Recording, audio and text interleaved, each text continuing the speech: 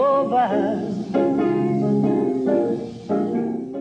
You know my soul back in wonder. Nella Larsen was born to a Danish mother and West Indian father. However, she was raised by her Scandinavian stepfather.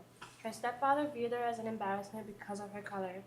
Being that she was the only black member of her family, Nella was always pressured into being successful and getting an education.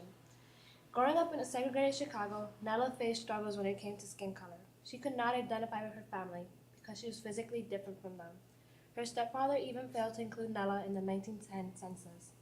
From the start, it became clear that Nella would have to live a life alone until she found her true comfort zone. It wasn't until she moved to Harlem that she felt right because no single group could dominate the social world and one could dream of mobility. Nella turned to writing after being dissatisfied with Tuskegee Institute and her nursing career. In 1930, when Nella became the first black woman to receive the Guggenheim Award, she was given a chance to study in Europe and write a third novel. Instead, when she returned from her trip, she disappeared from public life and died in New York without much recognition. By passing for white, Nella was able to attend college and even become a recognized author during the Harlem Renaissance. Nella fell into the category of major black authors of the Harlem Renaissance, such as Langston Hughes, Zora Neale Hurston, and Countee Cullen. Nella brought the idea of passing to life in her novel Passing. However, passing was not a new topic in history. It was introduced as early as the 18th century and was used by Americans of mixed ancestry during times of racial segregation. Nella embraces passing and at the same time criticizes it. Her attitudes toward passing are similar to that of Irene and Claire, two of the main characters in Passing.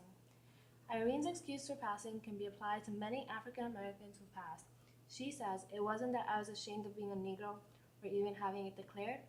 It was the idea of being ejected from any place." Claire, on the other hand, passed openly because she had a much easier time making her way in white society than in black society, because whites placed less emphasis on family background. Just like Nella, Claire was alienated from her family at a young age. Nella wrote in her novel Passing, "It's funny about passing. We disapprove of it and at the same time condone it. It excites our contempt and yet we admire it. Passing almost becomes an essential part of life, or rather a method of survival."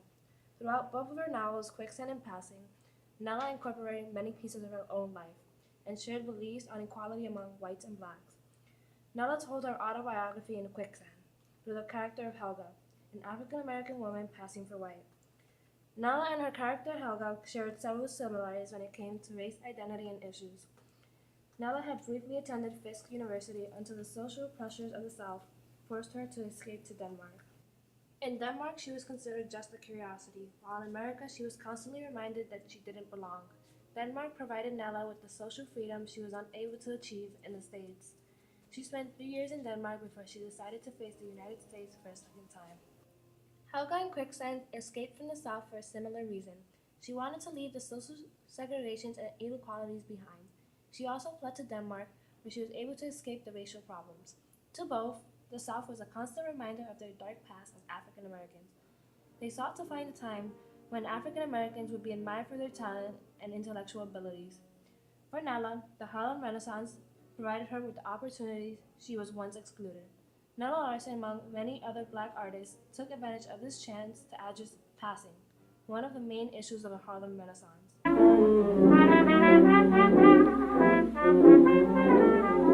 Once I lived a life of a millionaire, spending my money. Even though racial segregation is not an issue nowadays, there are still people out there who feel the need to pass. For example, take Anatole Breuer, an American literary critic for the New York Times during the 1990s. He was born black but identified himself as white until shortly before his death. He had decided to pass so he could be a writer, rather than a Negro writer. Similar to Nella Larsen, he felt confined by his family and wanted to break away from the stereotypes.